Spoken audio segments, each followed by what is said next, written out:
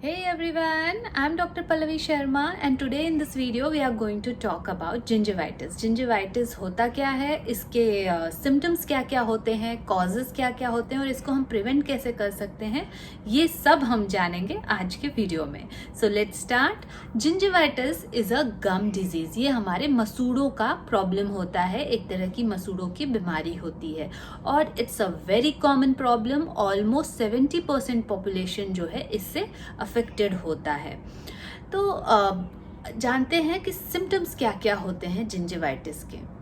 Gingivitis, gingiva means gums and itis means inflammation. तो gingiva में जो इन्फ्लेमेशन हो जाता है, स्वेलिंग हो जाता है, उसको ही हम जिंजिवाइटिस कहते हैं. तो इसका सिम्टम जो होता है वो है स्वेलिंग ऑफ गम्स. अगर आपके गम्स में स्वेलिंग है, ब्लीडिंग गम्स, अगर मसूड़ों से खून आता है, आप कुछ भी कड़क खाते हैं जो मसूड़ों में थोड़ा भी लगता है, हर्ट होता है मसूड़ों को, तो मसूड़ों से ब्लड आने लगता है, या फिर ब्रश करते हैं तो मसूड़ों से खून आता है, इन दैट केस आपको जिंजिवाइटिस का प्रॉब्लम हो सकता है. फिर नंबर 3, पफी गम्स. गम्स थोड़े पफी हो जाते हैं, स्पॉन्जी हो जाते हैं. कॉन्टूर और शेप गम्स का चेंज हो जाता है.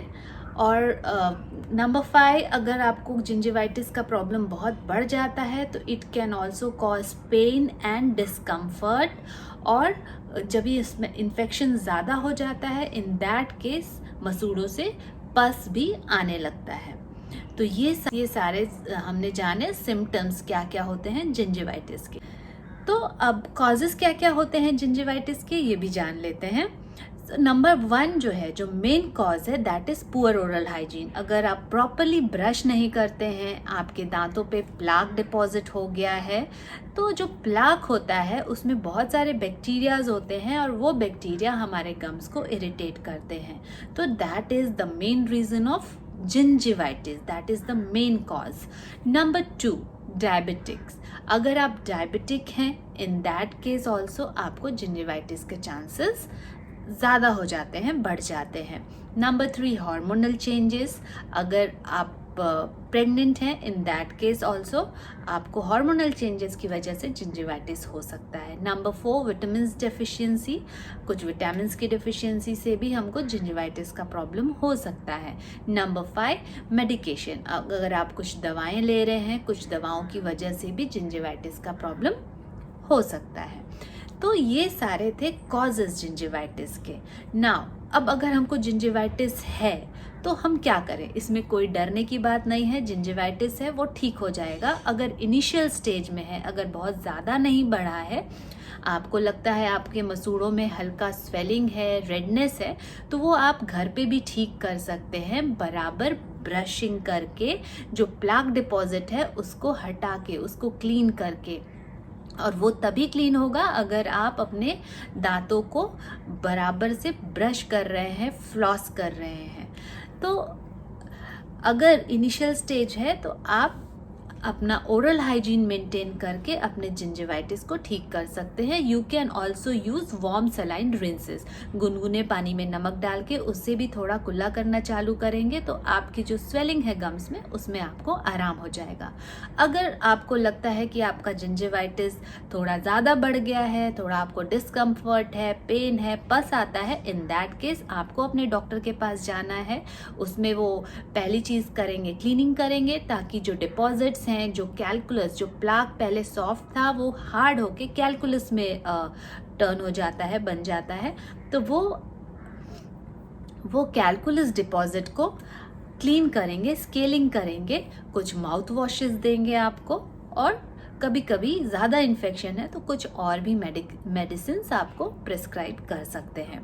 और फिर आपका जिंजिवाइटिस ठीक हो जाएगा, आपके गम्स का प्रॉब्लम ठीक हो जाएगा. पर अगर ऐसा क्या करें कि ये जिंजिवाइटिस होए ही ना, तो वो भी जान लेते हैं कि हमको क्या करना है कि हमको जिंजिवाइटिस का प्रॉब्लम होए ही ना. तो नंबर 1, अपना ओरल हाइजीन आप मेंटेन रखिए. अपने दांतों को 2 बार ज़रूर ब्रश करिए और फ्लॉस करिए.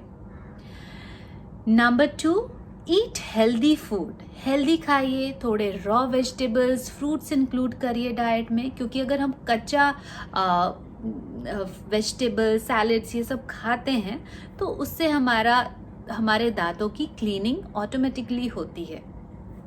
नंबर 3, विटामिन सी रिच जो फूड है वो इंक्लूड करिए खाने में, वो हमारे गम्स को स्ट्रॉन्ग करता है, हेल्दी बनाता है। एंड नंबर 4, अगर आप डायबिटिक हैं तो अपने ब्लड शुगर लेवल को कंट्रोल रखिए। बस इतना करना है हमको टू प्रिवेंट जिंजिवाइटिस। नाउ ये चीज़ ध्यान रखिए, अगर जिंजिवाइटिस है आपको और आपने उसका ट्रीटमेंट नहीं कराया तो that can lead to periodontitis. अब पेरियोडोंटाइटिस जो है it can lead to tooth loss. तो अगर आपको जिंजिवाइटिस है, आपने उसको ठीक नहीं कराया तो आपको पेरियोडोंटाइटिस हो जाता है। पेरियोडोंटाइटिस हो जाता है तो आपके दांत हिलना चालू हो जाते हैं और दांत आपके गिर भी सकते हैं। तो हमारे दांत बहुत ही अनमोल हैं, इसका हमको ध्यान रखना है। और याद रखिए, if you have healthy teeth you will have a healthy body. अगर आपके दांत हेल्दी हैं तो ही आपका बॉडी भी हेल्दी रहेगा।